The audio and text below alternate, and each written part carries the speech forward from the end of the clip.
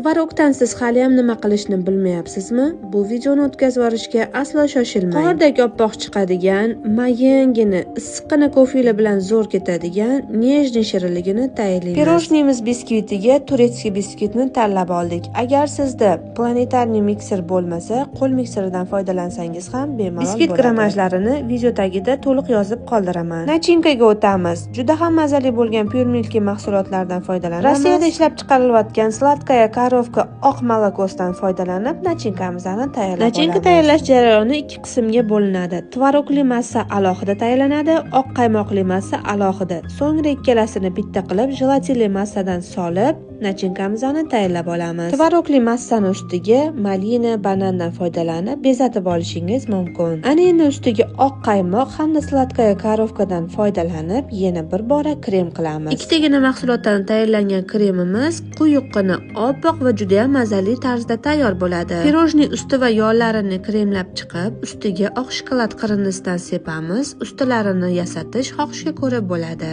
Retsept aniq, tayyorlanishi ham aniq. Ana endi bir bora bu shirinligimizni tayyorlab, o'z yaqinlaringizni xursand qiling.